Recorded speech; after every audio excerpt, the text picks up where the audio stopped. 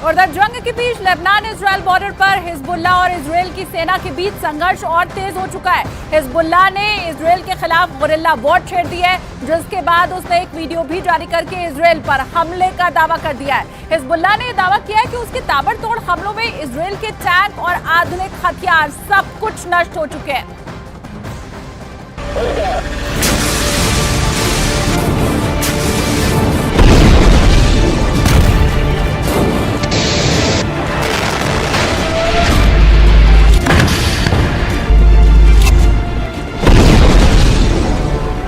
Hezbollah का दावा है कि इजराइल के खिलाफ वो नए और आधुनिक हथियारों का इस्तेमाल कर रहा है।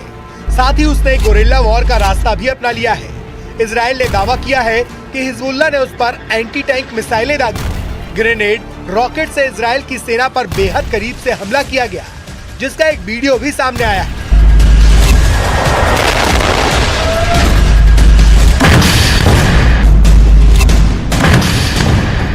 वीडियो में दिख रहा है कि हिजबुल्लाह इजराइल के टैंकों को महज 100 से 150 मीटर की दूरी से एंटी टैंक मिसाइल से और रॉकेट से निशाना बना रहा है।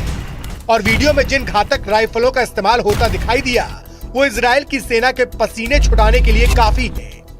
वीडियो में हमले का तरीका ये साबित करने के लिए काफी है कि इजराइल की सेना को बेहद क्रूर और शातिर लड़ाकों से जंग लड़नी है, वो भी उस समय जब हिजबुल्लाह की तरफ से इजराइल की सेना पर ताबड़तोड़ हमले किए जा रहे थे।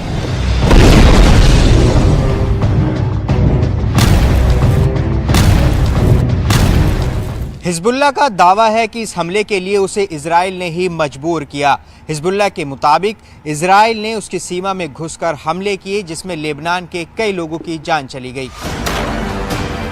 हिजबुल्लाह का आरोप है कि इजराइल की सेना ने लेबनान के बेकसूर लोगों को निशाना बनाया और आधी रात में वहां जोरदार रॉकेट दागे। इजराइल की सेना ने इस हमले के बाकायदा वीडियो भी जारी किए, जिसमें लेबनान और इजराइल की सीमा के पास मौजूद कुछ फौजी ठिकानों पर धमाके होते दिखाई दिए। इजराइल की सेना के मुताबिक उसने सीमा के पास मौजूद हिजबुल्लाह के ठिकानों पर मिसाइलों से वार किया। इन धमाकों को देखकर ऐसा लगा मानो कोई ज्वालामुखी फट गया हो। इजराइल की सेना के मुताबिक उसने हिजबुल्लाह के अड्डों पर क्लस्टर रॉकेट से वार किया और सीना ठोक के इसकी जिम्मेदारी भी ली। इजराइल की तरफ से जारी किए गए वीडियो में उसकी सेना की टुकड़ी रॉकेट अटैक करती हुई नजर आई। इस दौरान कुछ सैनिकों ने उन रॉकेटों के लॉन्च सेंटर को ट्रैक भी किया, जिसके बाद इजराइल ने दावा किया कि उसकी सेना ने हिजबुल्लाह के कई ठिकानों को पूरी तरह से बर्बाद करने में कामयाबी हासिल की है।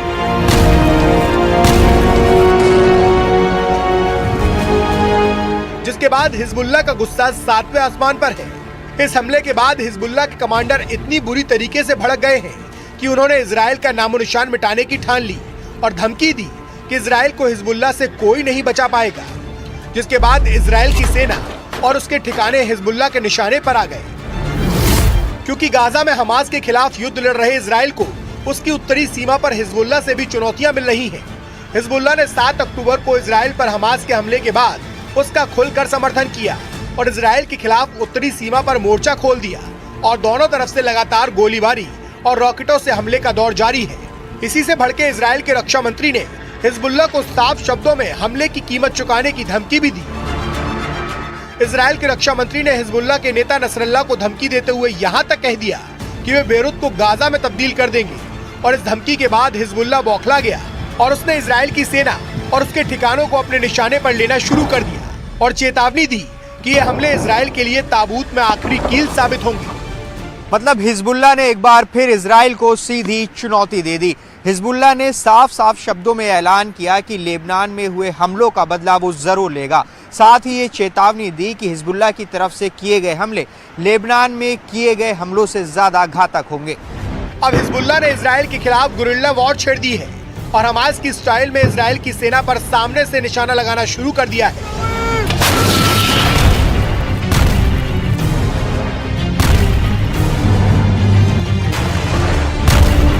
इसका मतलब साफ है कि उसने इजराइल के खिलाफ भीषण हमलों की बरसात शुरू कर दी है, जिससे नेतन्याहू की नींद हराम हो जाए।